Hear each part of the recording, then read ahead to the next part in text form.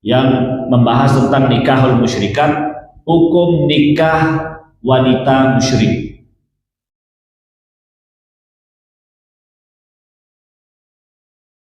Assalamualaikum warahmatullahi wabarakatuh.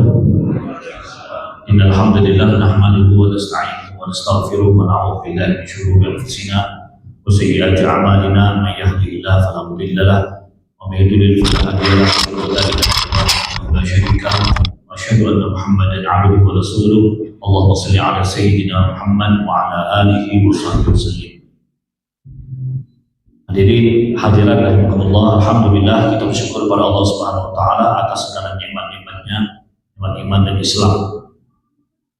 Nikmat bisa hadir pada malam hari ini di Masjid Al-Muttaqin, melaksanakan salat maghrib berjamaah, dalam dengan kajian, dilanjutkan dengan salat isya berjamaah. Semoga segala amal ibadah kita dari Allah.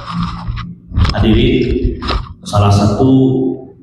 bukan salah satu ya, nikmat terbesar yang Allah berikan kepada kita adalah nikmat Islam. Mungkin orang cari dalilnya, ya. Kalau kita ditanya nikmat terbesar itu apa? Kalau punya rumah mewah. Nikmat terbesar itu apa? Kalau seandainya kepilih jadi dewan, presiden, bupati, dan seterusnya. Tapi Allah mengklaim nikmat terbesar itu adalah Islam. Al-yawma akmaltu lakum dinakum, hari ini yang sempurnakan untuk kalian agama kalian. Wa atmamtu 'alaikum ni'mati, dan aku sempurnakan nikmatku untuk kalian. Apa nikmat itu? Wa raditu lakum al-islam aku ridho Islam sebagai agama kalian. Ini nikmat terbesar. Jadi kalau seandainya kita tak punya sesuatu apapun, sebatang kara, tak punya pakaian, tinggal di tengah hutan, tapi masih menempel di hati kita Islam, itu nikmat terbesar. Cuman karena kita ini kan selalu pandangannya fisik, Pak, materi. Ya, selalu materi, jadi nikmat iman, nikmat Islam itu ya bukan tidak kita hargai, tidak terasa kalau kita punya Islam itu. Nah, ini kenapa saya sampaikan ini, karena kita berada di bulan Dzulhijjah, ayat ini turun di Padang Arafah. Sebentar lagi Dzulhijjah akan pergi, kita akan masuk ke bulan Muharram, artinya tahun baru Hijriah. Dzulhijjah tahun bulan ke-12 dalam kalender Hijriah.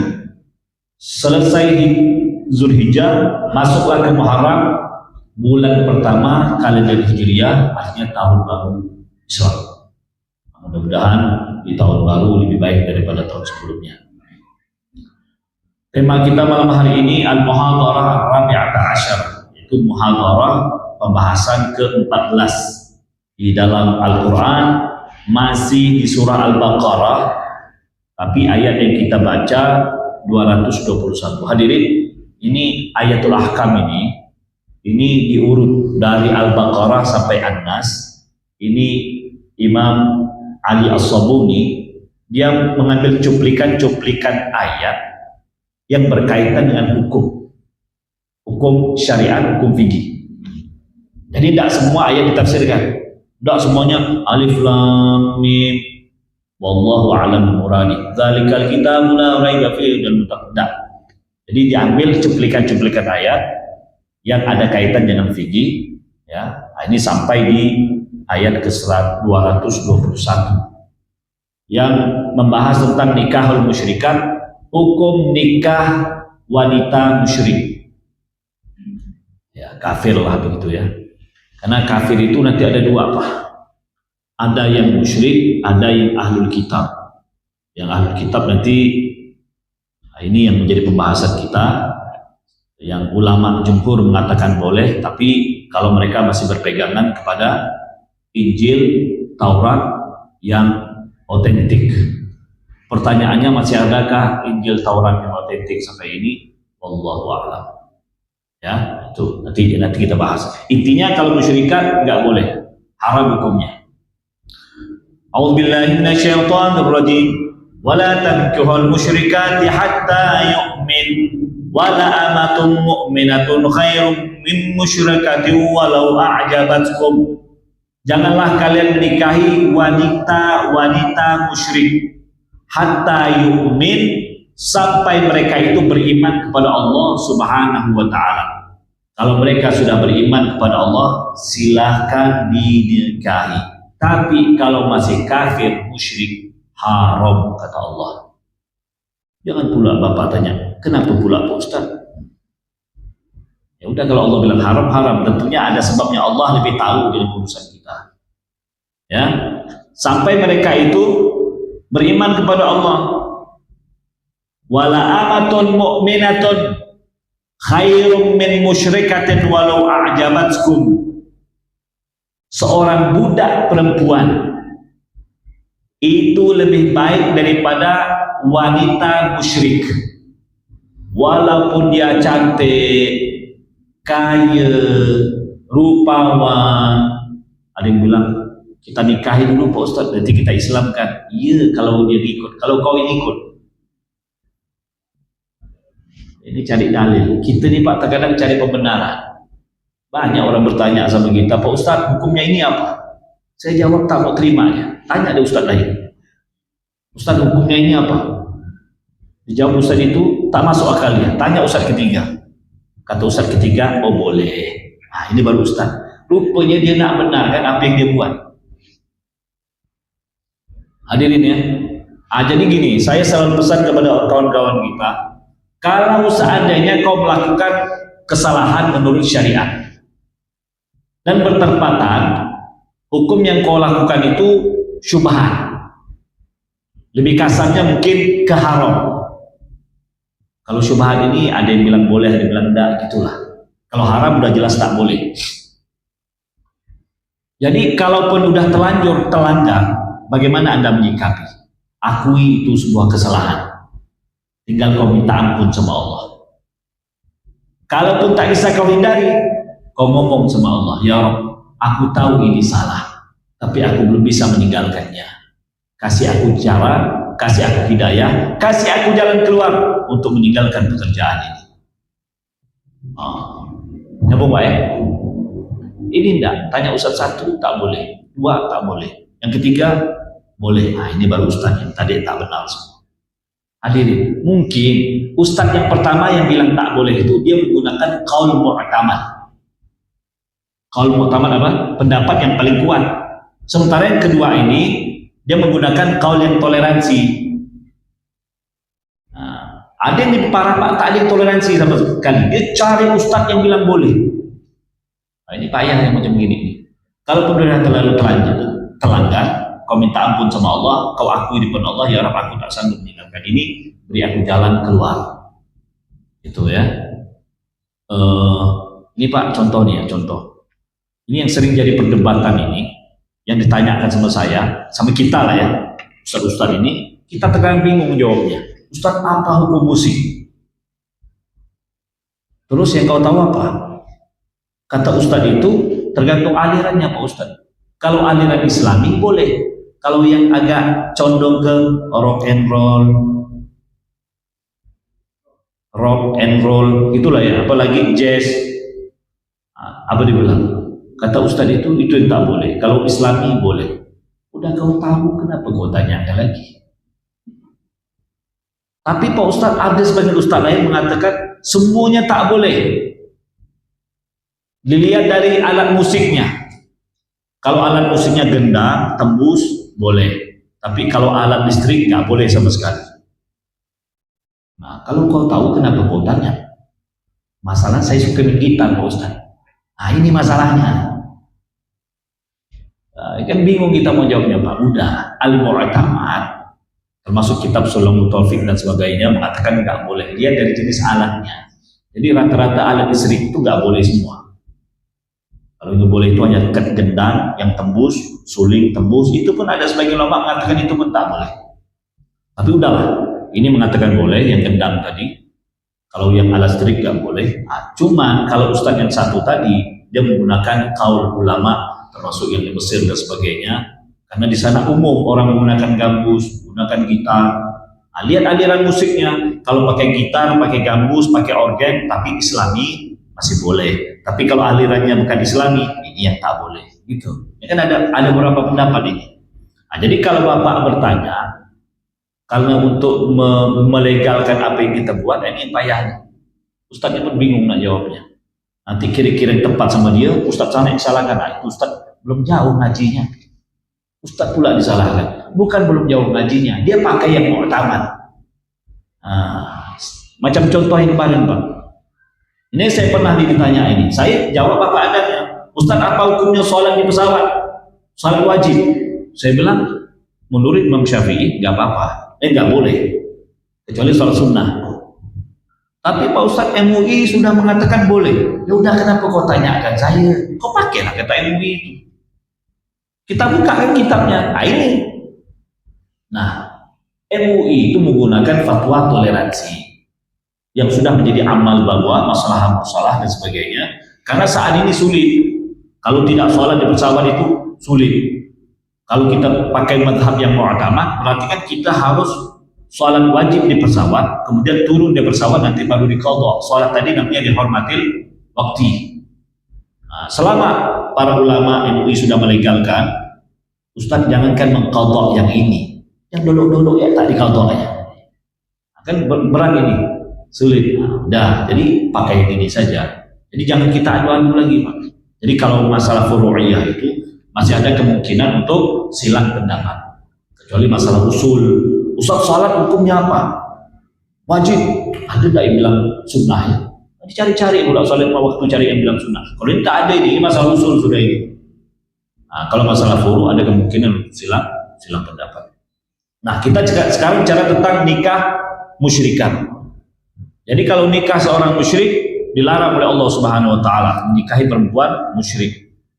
Kebaliknya, selanjutnya Allah juga mengatakan wala tankihul musyrikina hatta yu'minu. Ini tadi pesan kepada seorang laki-laki mukmin, janganlah menikahi seorang musyrik perempuan sampai dia beriman. Seorang budak itu lebih baik kau nikahi daripada si musyrik tadi. Walaupun dia secara nasabnya, hartanya banyak, cantik, rupawan, tetap seorang budak lebih bagus. Kenapa? Karena nanti ada jawabannya. Selanjutnya wala tankihul musyrikina hatta yu'minu. Begitu juga wahai perempuan, jangan kau nikahi musyrik laki-laki sampai dia beriman kepada Allah. Wala abdun, budak laki-laki, mukminun, beriman kepada Allah, khairun, lebih baik min musyrikin, dari seorang musyrik laki-laki, walau ajabakum, walaupun dia ganteng, rupawan, kaya raya, semuanya puji. Kenapa? Allah mengatakan ulaika yad'una ilan nar. Dikhawatirkan mereka itu mengajak kita ke jalan yang menyebabkan kita masuk ke neraka.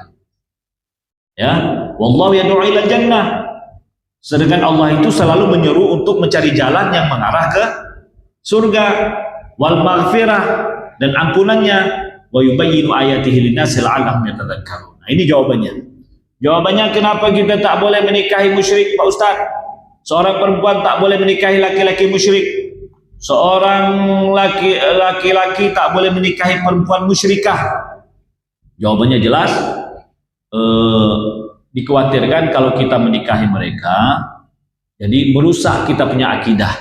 Bukan kita yang ikut mereka, bukan mereka yang ikut kita, tapi kita yang ikut mereka. Yang kedua, dikhawatirkan anak keturunan kita nanti mengikuti salah satu agama, nanti ujung-ujung ikut ke agama yang musyriknya, dan kita sebagai muslim yang bertanggung jawab akan hal itu.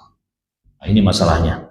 Dan Al-Quran memberikan tawaran, kau menikahi seorang budak itu lebih baik. Nah, kita nih Pak, kalau budak itu dulunya identik dengan maafnya. Udah hitam, pekat, dengkam, parah lah pokoknya. Tapi kata Rasulullah, ini lebih baik.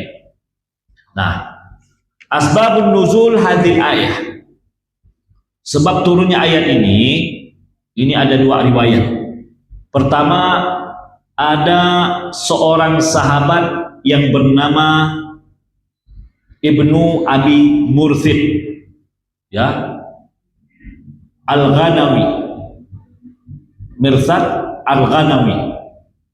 Dia ini dulu sebelum dia Islam, dia punya perempuan ya, perempuan yang dekat dengan dia.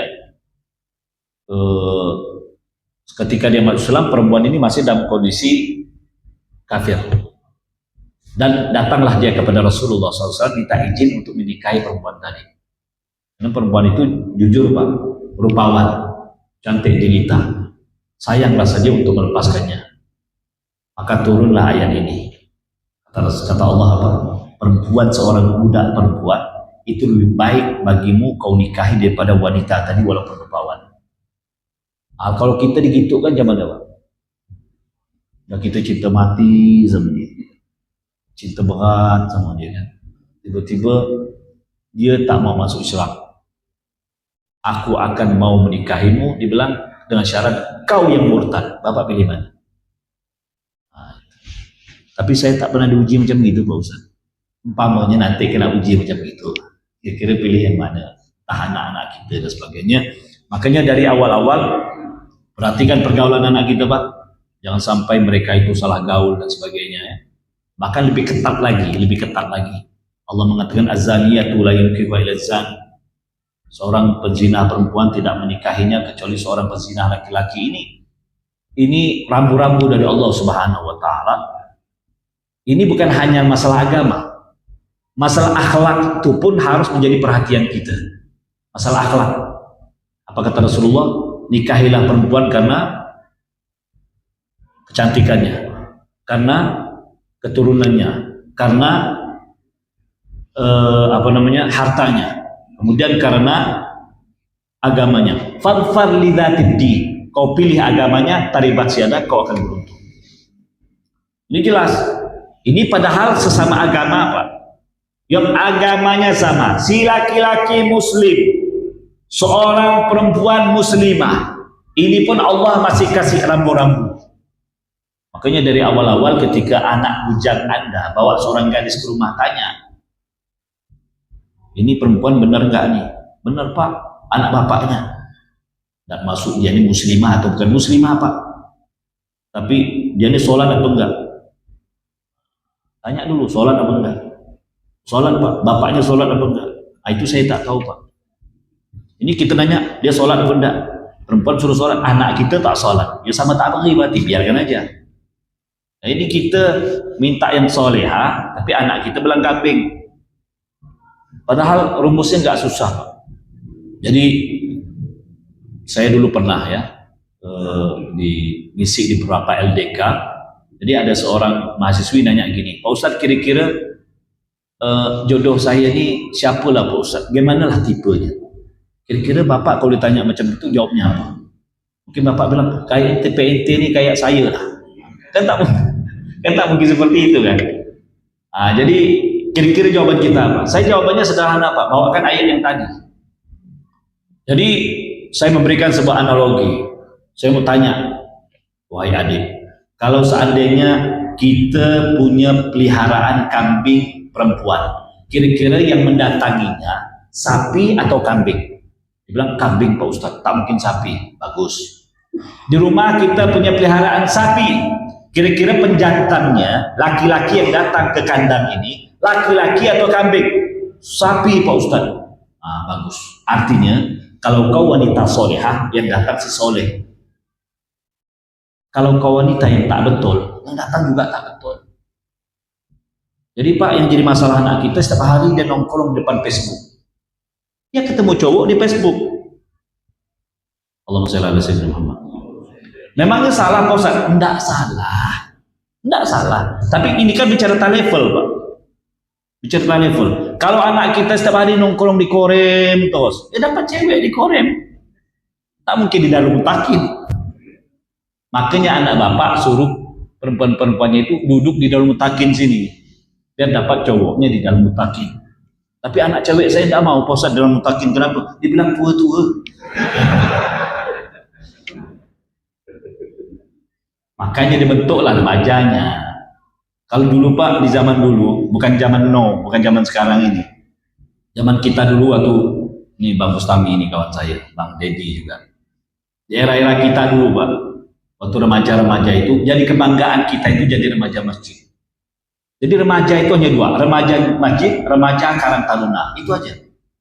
Sekarang enggak nih, remaja moge, apa tuh, motor gede ya, remaja apalagi lah gitu, yang tongkrongnya di luar. Kalau dulu enggak, dua saja, remaja masjid, Karang Taruna. Nah, itu. Jadi sekarang remaja masjid enggak ada lagi. Makanya kalau ceramah itu lemah rasanya. Yang hadir kalau acara Maulid Isra Mi'raj dua ya, tua sekali atau kecil sekali. Ini jangan tanya, saya lemah Pak, jujur nih. Makanya ujung-ujungnya itu buka pesantren dan sebagainya, adalah anak-anak menengah yang mahasiswa adalah. Jadi memang dari dulu cita-cita saya itu pengen pengajian itu anak-anak muda. Karena kalau yang tua-tua nggak usah ditanya lagi. Makanya kita diundang Isra Mi'raj, Maulid, kita perhatikan di masjid. Kalau nggak tua sekali atau kecil sekali, anak-anak semuanya suruh duduk depan, yang TPA, sama orang tua, yang tengah-tengah tak ada. Betul? Coba lihat yang di sini nih. Nah, kalaupun ada yang dari pondok ini pun kena mondok. Coba tidak mondok, mana kita tahu. Allahumma shalli ala sayyidina Muhammad. Nah, jadi kalau kita mau dapat anak kita siapa, ya jadikan dia itu siapa. Nah, ini salah satu alasan. Jadi ketika dia pengen menikahi perempuan tadi, Rasulullah tidak kasih jawaban, cukup ayat itu menjadi jawaban. Subhanallah Pak. Cinta dia kepada agama mengalahkan cintanya kepada perempuan tadi. Luar biasa. Ini kalau cerita sahabat itu luar biasa Pak. Pengorbanan mereka terhadap agama luar biasa. Kemudian asbabun nuzul yang kedua diriwayatkan dari Abdullah bin Abbas radhiyallahu anhu. Ini turun kepada seorang sahabat bernama Abdullah bin Rawahah. Dia memiliki seorang budak perempuan, maaf, hitam legam. Tiba-tiba saking keselnya si sahabat ini, Abdullah bin Rawahah, kepada si perempuan tadi, ditempelengnya perempuan itu. Sampai dia menangis, terseduh-seduh. Karena dia sahabat Nabi. Ya. Memang peringainya keras Pak, si Abdullah bin Rawahah ini. Tapi karena di bawah didikan Nabi, cepat sadar dia. Hadirin. Ini ada di antara kita nih kalau udah marah, apa kau marah terus? Gini lah aku nih. Mau macam mana lagi? Itu bukan jawaban. Ketika ada orang menegurmu, kenapa kau suka marah-marah? Terima kasih ya, kau mengingatkan aku. Aku ini suka marah. Iya, ya Allah, mudah-mudahan besok aku berubah. Itu seharusnya. Apa kata Rasulullah SAW? La syadidi bisur'ati. Orang yang jago itu, kata Rasulullah, bukan orang yang kuat begulat, tinju dan sebagainya. Innama syadidu man yamliku nafsahu indal ghadabi. Orang yang jago, yang kuat, ketika dia marah, dia mampu mengendalikan dirinya. Abghadur rijal ilallah asyad al-khasib. Laki-laki yang paling Allah nggak senang, yang Allah paling benci, itu cepat marah, lama memaafkan. Ini tipe yang paling bagus Pak. Tipe yang paling bagus, satu, marahnya lama, dibully, dicaci, digurau, udah marah. Udah lama-lama batas kesabaran, dia pun marah. Ya wajar. Nah, udah dibully terus, marah juga. Kalaupun sudah marah, cepat memaafkan. Ini tipe terbagus. Kemudian tipe kedua, ada orang yang tipenya lambat marah, tapi kalau sudah marah, lama gak maafkan, dendam kusuma sampai mati. Ada. Yang ketiga, dia cepat marah. Kalau disenggol sedikit langsung marah, tapi cepat gak maafkan. Masih ada bagusnya. Walaupun cepat marah, cepat maafkan. Yang keempat ini Pak, cepat marah, dendamnya pun lama. Kira-kira di antara empat ini bapak yang mana? Halo? Oke. Jadi Rasulullah mengatakan, jadi dari hadis ini diambil kesimpulan yang paling bagus, lambat marah, kalaupun marah cepat memaafkan. Nah, sahabat ini Abdullah bin Rawahah orangnya pemanas Pak. Sehingga salah sedikit tempel, salah sedikit marah. Tapi karena di bawah didikan Rasul SAW itu bisa berubah. Jadi wahai Anda yang tadi mendapat teguran dari sahabat dan mengatakan, kenapa kau cepat marah? Inilah aku, yang kecil aku macam gini. Tak bisa lagi, macam mana lagi? Itu bukan jawaban. Cepat kita sadar berubah, itu sombong namanya. Ya, semua orang itu pada umumnya lahir membawa sifat temperamen, tapi kita disuruh untuk belajar untuk berubah. Seorang sahabat datang kepada Rasulullah, ya Rasulullah, ausini, nasihatkan aku. Kata Rasulullah, la taghdab, kau jangan marah. Datang lagi, ya Rasulullah, bukan itu yang kumaukan. Aku minta wasiat khusus, la taghdab, kau jangan marah. Datang lagi, ya Rasulullah, tolonglah wasiat ya Rasulullah. Bukan yang tadi, la taghdab, kau jangan marah. Rasulullah tahu penyakit orang ini. Yang lain kau udah bagus, yang satu ini masalahmu, makanya ini. Kau dengki, marah. Kau sombong pun, marah. Jadi semua penyakit yang ada pada dirimu itu, mungkin kau selama ini sakit-sakitan pun kena suka marah kan? Jadi Rasulullah tahu masalah dia itu suka marah, maka itu terus yang dikejar oleh Rasulullah SAW.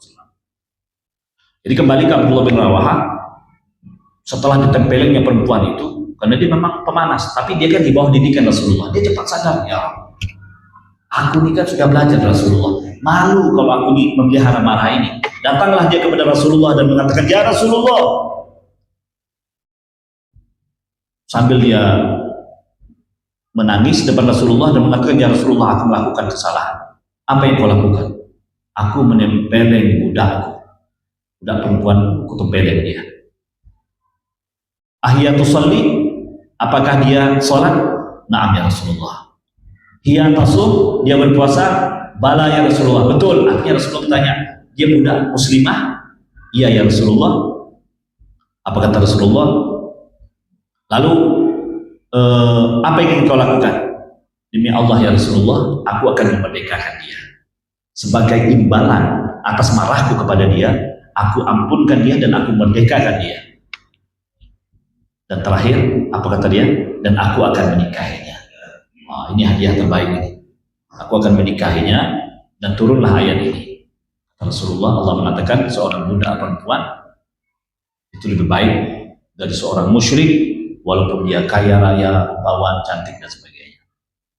Jadi ini sahabat Pak, didikan Rasulullah SAW. Jadi kalau kita mau berubah itu bisa. Dan terakhir, Ustadz, apakah yang dimaksud dengan musyrik di sini termasuk wanita-wanita kitabiah? Nah, di dalam hukum Islam, khususnya 4 mazhab ya, jumhur ulama mengatakan khusus kafir yang kitabiah, yaitu wanita-wanita kafir yang ahlul kitab. Siapa itu ahlul kitab? Yang berpegangan kepada Injil, Taurat yang masih otentik, halal untuk dinikahi. Kecuali sebagian mazhab, ini mayoritas para sahabat mengatakan dia, kecuali nanti Abdullah bin Umar. Abdullah bin Umar yang tidak mengizinkan menikahi wanita-wanita yang ahlul kitab. Ya, dia mengatakan, wala a'rifu syai'an minal isyraki a'zam min an taqula al-mar'atu rabbaha Isa. Aku tidak mengetahui kesyirikan yang lebih hebat dari seorang perempuan yang mengatakan Tuhanku adalah Isa. Nah, ini yang menjadi landasan dia tidak mengizinkan seorang laki-laki menikahi wanita dari ahlul kitab walaupun beriman kepada Injil. Nah, tapi para ulama mengatakan yang jumhur, nanti ada dalilnya Pak, tidak mungkin kita tuangkan di sini semuanya, waktu yang membatasi. Diperbolehkannya kita menikahi wanita-wanita ahlul kitab itu dengan dasar karena mereka beriman kepada Injil, Taurat. Nah, cuman yang jadi masalah saat ini, apakah masih ada wanita-wanita seperti itu?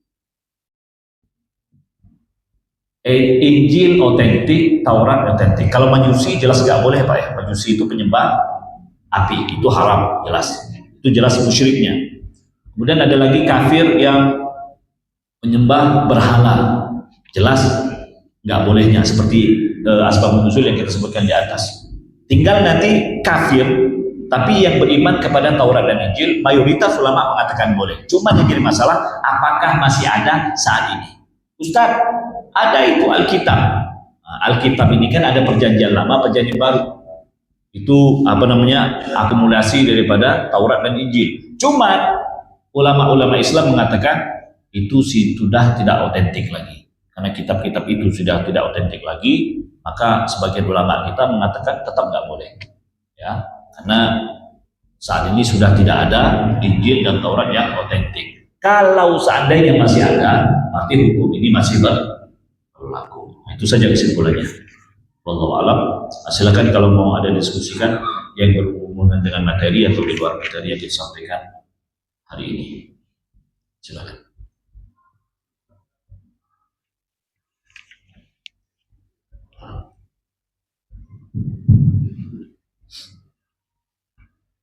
Bismillahirrahmanirrahim. Jadi Pak Ustaz, sini konsep berkaitan dengan marah tadi Pak Ustaz. Kalau kita lihat fenomena yang terjadi sekarang kan banyak konsep orang marah dari ada 4 kriteria. Orang pada saat dia mengungkapkan emosinya kan kejadian seperti perilaku orang marah dalam merah, orang marah dalam pukul, saudara. Ini konsep emosinya di mana Pak Ustaz? Karena setelah dia klarifikasi tentu saja minta maaf saya. Jadi kalau ada yang marah spontan itu berarti memang tabiat manusia, itu umum lah, naluri apa manusiawi. Cuman yang jadi masalah tadi, kalau bisa itu ketika dia marah dia cepat menyadari kesalahannya dan minta maaf, itu bagus. Berarti dia sudah masuk dalam kategori yang tadi nih, cepat marah, cepat memaafkan atau cepat minta maaf. Yang jadi masalah di sini kan kalau seandainya cepat marah kemudian lama memaafkan, itu dendam namanya. Ini yang dilarang oleh syariat. Dalam bab etika Rasulullah mengatakan al-alan al-khosim, sesuatu yang paling Allah benci yaitu laki-laki yang cepat marah, lambat memaafkan. Nah, kalau yang masih tadi itu masih boleh walaupun kurang bagus. Kenapa Ustaz bilang kurang bagus? Karena masih ada yang terbagus. Apa itu yang terbagus? Dia lambat marah, cepat memaafkan. Itu yang paling bagus. Nah, ini saking bagusnya Pak, kaki dia kena injak, dia minta maaf. Ada kawan saya ini Pak dulu waktu jalan, kalau salah saya sebutkan siapa namanya, ini orangnya polos. Waktu kaki nak sorry bro, maaf ya, sebentar maaf. Padahal kaki dia kena injak. Nah, itu juga tak boleh. Kalau itu terlalu polos itu. Jadi gini Pak, apa yang dimaksud dengan menahan marah? Orang yang sabar itu bukan orang yang tak pandai marah. Orang yang sabar itu ketika dia mau marah, dia kendalikan emosinya itu. Kenapa kau tak lawan dia? Siapa aku nak lawan? Dia ramai. Pengecut namanya. Dia besar. Nah, kenapa kau tak lawan dia? Kecil bagiku untuk melawan dia. Mungkin secara tiup planting kawan. Tapi aku kendalikan emosiku.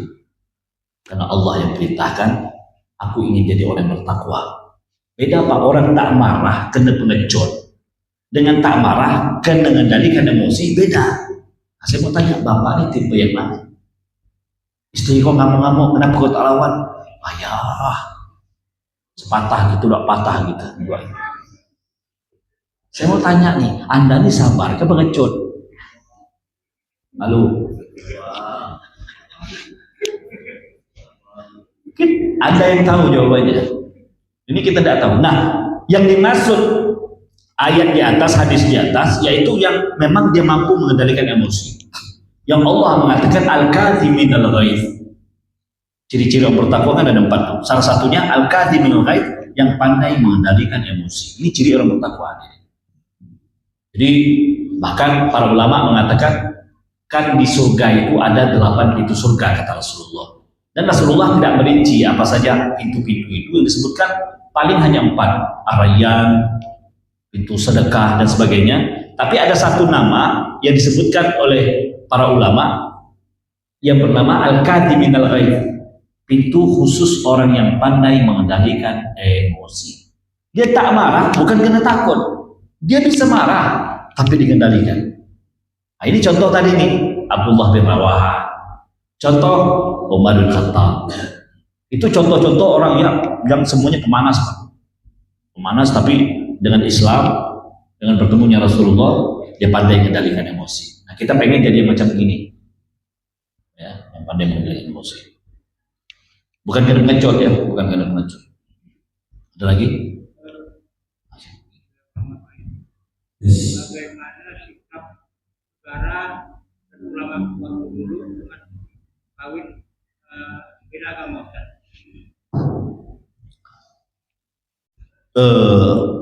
Ini saya kalau ditanyakan antara hukum fikih dengan KHI, kompilasi hukum Islam, ini agak berat, Pak, saya jawabnya ini. Jadi kebetulan S1 saya, S2 saya jurusan ini, tapi setelah saya koneksikan dengan fikih klasik, memang ada hal-hal yang memang sulit kita jawab. Nah, ini sering jadi perdebatan kita. Terkadang kami dalam diskusi itu, musyawarah, mau kita debat dosen nanti kita tak dapat nilai, mau kita ikuti, kita rasa-rasa hukum fikihnya tidak macam gini, gitu, Pak. Contoh nih, Pak, ya. Contoh. Kalau kita mengatakan, saya ceraikan kamu kepada istri, ini contoh saja, itu jatuh cerai enggak? Kata fikih kan jatuh cerai, Pak. Tapi dalam ilmu HKI, ya, hukum keluarga Islam, itu tak jatuh cerai sampai kita menjatuhkan di depan pengadilan. Oke, kalau seandainya menikah ada wali, ada saksi 2 orang, kira-kira sah tak? Ada saksi, ada wali, tapi tak pakai penghulu, tak pakai pencatat nikah, sah tak? Bapak tahu dari mana? Sah kan? Bapak bilang sah. Saya tanya tahu dari mana? Nah, kalau secara hukum fikih kan sah memang kan. Kalau dalam kitab-kitab klasik sah. Tapi kalau kita pakai tadi, hukum yang tadi nggak sah, Pak. Karena harus dicatat. Kiasnya kepada fa idza tadayantum bidainin faktubuhu. Jika kalian saling hutang maka catat. Saya kiaskan sekarang dengan hutang-hutang. Sekarang Bapak berhutang sama saya, anggaplah 10 juta, tidak pakai catat. Pada waktunya saya tagih, Pak, bayar. Bapak bilang, saya tidak merasa berhutang.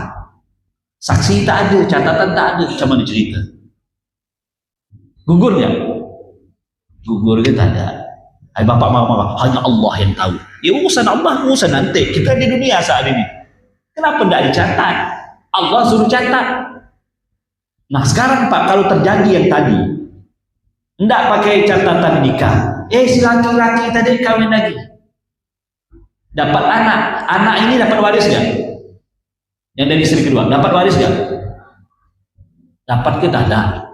Kata anak pertama, kami minta, ini kan bapak saya juga yang mati ini. Loh, mana surat nikah dengan mak kau mana? Tidak ada, cuman. Makanya jangan dikasih riba. Nah, ini masalahnya tadi, menurut hukum kompilasi hukum Islam. Nah, makanya saya bilang tadi secara hukum fikihnya boleh, tapi cara hukumnya tak boleh. Nah, jadi kalau kita melihat bagaimana pemerintah menanggapi masalah kawin dengan beda agama, yang terjadi kan sekarang banyak. Nah, kita mau hukum yang mana dulu nih kita pakai? Kalau Bapak pakai hukum yang fikih klasik, jelas nggak bolehnya. Tapi kalau hukum yang tadi ada yang memperbolehkan, ya udah, macam mana lagi kita mau melawannya. Nah, tinggal kita mau pakai yang mana gitu. Jadi kalau Bapak melihat benturan-benturan seperti ini, udah anggap biasa saja. Jangan jadi perdebatan. Karena ini sudah kejadian di Indonesia yang seperti ini, antara hukum kompilasi hukum Islam dengan dengan hukum klasik fikih. Inilah benturan di tengah jalannya seperti ini ya. Karena kebetulan saya S1 S2-nya ngambil jurusan ini, Pak.